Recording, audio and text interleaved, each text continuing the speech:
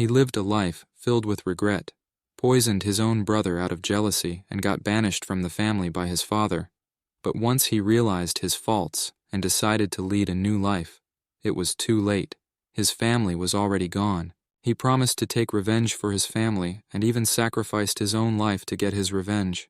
But at the end of his misery, his wish reached the heavens, and he was given a chance. The manhwa is called Regressor of the Fallen Family. The story begins on a beautiful day in Ari's empire's capital. Two soldiers patrol the city's streets. "Hasn't it been peaceful?" one of the soldiers inquires. "Peaceful? There's no telling when the revolutionaries will act up again." The other replies, "They are just country bumpkins, not revolutionaries," the latter says, and his partner agrees, saying they might have already given up since they haven't shown themselves for a while. Meanwhile, in an underground dungeon, the revolutionaries are planning to kill the emperor and bring down the empire at nightfall. "This is the only way to regain the kingdom," the man in the middle says, and all the other revolutionaries nod in agreeance. He then tells the guy in front of him that his role is the most important one today. It's Logan McLean, the protagonist of the story, and his role is to protect the secret texts at any cost. Logan nods to the leader and tells him that he is aware of his duty. After the meeting ends, a soldier desperately tries to catch up to Logan to speak to him. Once he does, he calls him patriotic for wanting to protect the secret text. Logan asks the soldier to explain himself, and the soldier tells him that countless lives were lost to take and protect the texts from the Empire, and the one who possesses the book is marked as the #1 target of the Empire's army. Logan tells the soldier that he didn't choose this role voluntarily, and the soldier replies that protecting the book without complaining is patriotic enough. Logan tells the soldier that he is indirectly insulting the other comrades by saying such things, and that what he is doing is not rooted in patriotism, but revenge. Logan remembers the past when he was a good-for-nothing, when he lost a duel to his little brother who only took up the sword 3 years prior. He was a genius. On the other hand, Logan had received 10 years of night training, and yet had nothing to show for it.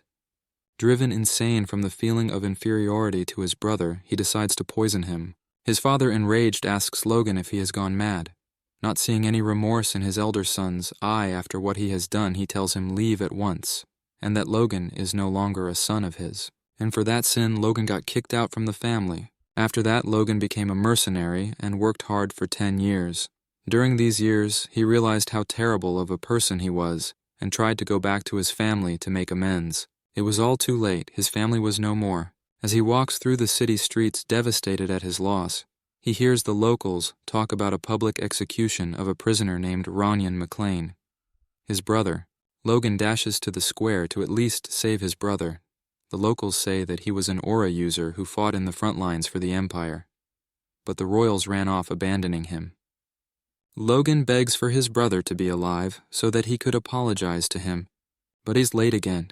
The guillotine is dripping with fresh blood, and a soldier is asking everyone in the crowd to look at the fool who stood against the Empire while holding Logan's brothers head high so everyone could see. Everyone in the crowd starts to cheer, but Logan, he promises that he will take revenge for this. Revenge on the Empire for killing his family and robbing his chance to beg for forgiveness. 20 years later, inside the royal palace, a dozen guards are chasing him as he just stole the secret book. He loses his pursuer for a second, but encounters a dead end. One of the guards catches up and charges at Logan alone. Logan quickly manages to block the attack and stab the guards in the neck. While that was happening, more guards manage to catch up to them, but Logan quickly deals with them one after the other. But it doesn't take long before the guards surround him and tell him to quietly surrender and give the secret text back. Logan figures that this is where he is destined to die. With a smile on his face, he throws away his sword and smashes a blue orb with his hands. An red aura forms around his hand, then everything starts to glow red. The aura then vaporizes everything in its path, including the palace. A life filled with regrets. Living only for the sake of revenge has ended, but he finds comfort in the fact that he destroyed the royal palace. But his biggest regret that he can't let go even in death, the regret of not begging for forgiveness. He wishes to see his family in the afterlife to beg for forgiveness, but the gods have other plans. He wakes back up on the day that everything went wrong. A butler comes up to him to ask if he is okay. He is surprised to see that it is his servant Rick from 30 years ago. He asks Rick how he is still alive. Rick, shocked from such a question, immediately asks the maid to bring the doctor. Logan glances outside the window where he sees knights training, and he also notices his family symbol everywhere. He wonders if it is just a dream. Suddenly someone enters the room, asking if their brother is all right. Logan immediately notices this voice. It's his little brother, Ronyan. Ronyan approaches his brother while trembling, and Logan remembers this day like it was yesterday. He had cursed and called him nothing more than a child of a concubine on this day, and Ronyan, who used to follow Logan everywhere despite all his insults. After this day, he never came to see him. Logan feels a sudden headache after remembering what he had done, and Rick tries to send Ronyan back, but Logan stops him and tells Ronyan that he can come closer. Both Ronyan and Rick are surprised by Logan's behavior. Ronyan apologizes for hurting his brother during their spar, but Logan tells him not to worry about it and that he did nothing wrong. Logan tries to apologize to Ronyan, but he can't. He thinks about how someone as kind as Ronyan fought in the front lines as per the kingdom's order and was betrayed and killed. Logan, finally steeling himself, stands up, grabs Ronyan's shoulders and says that he's sorry.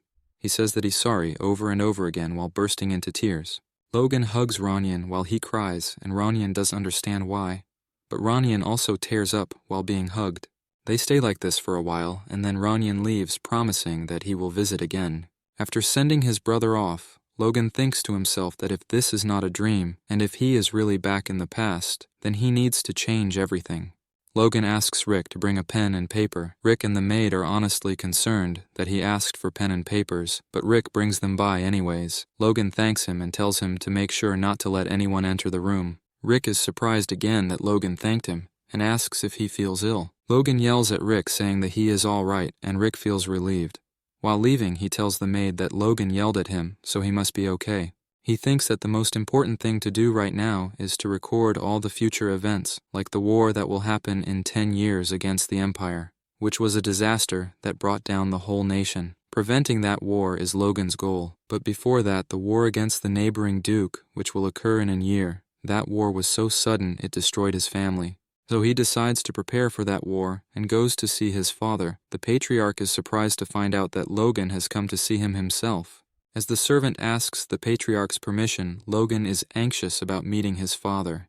The last time he saw his father was when he was kicked out of the family. He resented his father in his previous life for kicking him out of the family, for giving up on any expectation he had on his son, and for not visiting him after he collapsed after the duel. But now he understood how heartbroken his father would have been to kick out his own child. He forces a smile and greets his father. His father, who was looking outside the window, finally turns around, looks at Logan, and tells him that he looks better than he thought after the incident. Logan apologizes to his father in his thoughts. The patriarch asks for Logan's purpose with this visit. Logan asks his father for permission to do isolated training on the family plot. The patriarch is confused at Logan wanting to do isolated training suddenly. Logan thinks that to win the regional war, he needs to strengthen the whole territory, reinforce, and develop weapons. But for all that to happen, what he needs the most is money. But the McLeans are notorious in the kingdom for being the beggar family, and the only way to acquire a large sum of money at once is the incident that happens in 3 months. And for that he needs to build his martial abilities and have a voice in the family. His father assumes that he wants to run away after his loss to the younger brother, but Logan assures his father that he has realized how lacking he has been and that he only wishes to pull his act together. But his father tells him that his lack of effort is not the only reason and that he still hasn't come to his senses. Logan tells his father that he realized his behavior is also a problem, but his father is tired of hearing the same thing over and over again. Having heard enough, he tells Logan to leave, but Logan tries to convince his father one more time. He tells his father that instead of acknowledging his own shortcomings, he took out his anger out on others, and that he was extremely foolish and immature. And through this training, he wishes to get his immaturity under control as well. He begs his father to allow him to do so. His father, now understanding that this is not a lame excuse, as before asks Logan how long he plans to stay in training. His father asks him if he thinks 3 months are enough to catch up to Ranyan. Logan assures his father that this is not for the sake of beating Ranyan, but by choosing a short amount of time, he wishes to do the best he can. His father, impressed at Logan's change in behavior, allows him to go to training, and as Logan prepares to leave, his father calls him again and tells him that since it's still spring and the family burial grounds will be too cold for sleeping, he tells him to take care of himself and stay warm. Logan smiles at his father and leaves, and a few days later he reaches the family plot where only immediate members of the McLean family are allowed inside. On top of that, the plot is huge and perfect for solitary training since he can't have anyone see him training these methods. He rummages through his bag and pulls out a book. He calls it The Divine Sword Secrets. In his previous life, he memorized this book of secrets and burned it so the Empire would not get their hands on it at any cost. The original book was embroidered with a golden hawk. It contained the secrets that were passed down by the hero of the ancient times, the one who slayed the evil dragon that ruled the world. He transcribed the book in a secret army code so no one else could read it. And if the Book of Secrets is true, then once he masters it, not even the Empire's aura masters and archmages could defeat him. In his last life, it was too late for his age, but now he has a chance. Modifying the body itself by using life force is called force. This is the basis of the Divine Sword Secrets. He begins to try to create a core near his heart. In his past life, he would have broken down at this stage itself, but this time he assumes that with 3 days and 3 nights of hard work, he might have a functional core. But after a few minutes, he can already sense his core being made. Once the core is created, a tremendously dense energy bursts out from him, as his whole body was soaking in rain after a long drought. He immediately tests if the contents of the book are true, which they are. His constitution and senses have been changed in a way that's suitable for wielding a sword. Although he has no idea how he formed his core this quickly, and at this rate of improvement in 3 months, he will be even stronger. He immediately gets back to training with newfound excitement, and trains day in, day out, without tiring. The last day of the training comes by quickly, and out of the 10 sword techniques recorded on the Book of Secrets, the sword that cuts through space, he can only perform the first technique with a single core. With conviction, he swings his sword, and a wave of light bursts through his sword, demolishing everything in its path. But only once the dust from the attack clear up can the true destructiveness of the technique can be seen. Logan laughs in satisfaction as he sees a tree vaporized by his attack. Logan laughs harder, realizing that this is only the first technique and there are 9 more. Logan, knowing that he accomplished the goals of the training, thinks that he will proudly report this to his father. When he tries to go to report to his father, one of the knights in front of his father's chamber stop him, saying that he can't see the patriarch. When asked why, the knight tells him that it's the rules of the family that a direct blood relative can't see the patriarch without prior notice. However, Rick informs Logan that this is a forgotten rule which was used few hundred years ago. Logan tells him that he was allowed to meet his father 3 months ago. To which the knight says that the guard back then didn't do his job properly. Meanwhile, Logan hears the voices of the other soldiers from inside the mansion. They are making fun of him, calling him a coward who ran after losing to his brother, and that this knight knows that Logan won't let out a squeak, even when disrespected. Logan, realizing that his reputation has hit rock bottom while he was away for solitary training, so much so that a family knight thinks of him as a joke. He wanted to slowly improve his reputation, but with this he has no choice. While reaching inside his pocket, he asks the knight for his name. The knight says that his name is Domian. Logan continues to say that the knight stopped him from seeing his father using a family rule which was basically dead, and that he humiliated Logan consistently with an insolent attitude. And in order to pay the knight back for the unjust humiliation, Logan challenges the knight to a duel. The soldiers are shocked, but Logan now begins to mock the knight, asking if he is scared, and says that the knight is way past his prime. The knight, enraged at the insults that Logan threw at him, accepts the duel. As they prepare for the duel, the soldier wonder if Logan is really going to fight a knight, and that he will surely lose. The soldiers continue to insult Logan, and one of them even bets 50 gold that Logan won't last 10 minutes, while another bets 100 on him, not even being up at 5 minutes. The knight warns Logan to be careful not to harm himself with a menacing look. Logan thinks to himself that even though this knight picked a fight with him, He doesn't have the guts to say anything to him in front of the other knights. Rick, meanwhile, has forgotten to breathe after seeing how the situation unfolded. They approach each other before the duel to listen to the rule. The judge explains that, for the sake of safety, they will only be using wooden weapons, and looks at Logan concerned. But Logan nods at him to begin. He thinks to himself that even though they limit it to wooden weapons, a knight can easily kill a normal person with their force. He begs Domion to go easy on Logan in this thoughts.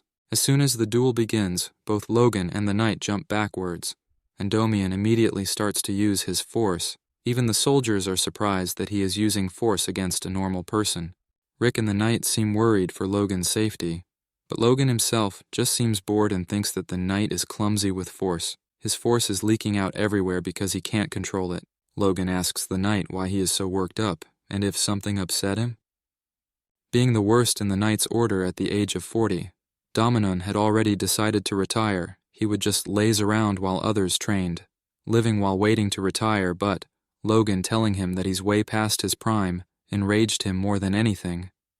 Dominon dashes at Logan at full force, and Rick tells the judge to stop the fight or Logan might die. Dominon, who already decided to retire, thinks that it doesn't matter even if he harms Logan. But Logan takes a step to the side and stops Dominon's sword, and the old knight can't even move his sword with his full strength, and drops it. Logan asks if he still considers himself a knight, and if that's the best he's got. All the spectators watch with their jaws wide open. No one in the crowd can believe what just happened. They are surprised to find out that Logan is a force user. Logan calls the referee and tells him that he wants to give Dominon another chance, and asks for his opinion. The referee agrees and asks the knight, who's still stunned, if he is okay. Dominon can't believe that he's weaker than a kid and agrees for the rematch. Logan tells him that he is weaker and whacks him in the face with the wooden sword, knocking him down to the ground. Logan is disappointed at the knight's performance. Dominon immediately admits his defeat, but Logan doesn't listen to him and begins to punish Dominon for his insolence. He hits Dominon over and over again as he begs for Logan to stop. Even the spectators and the referee are scared to stop Logan.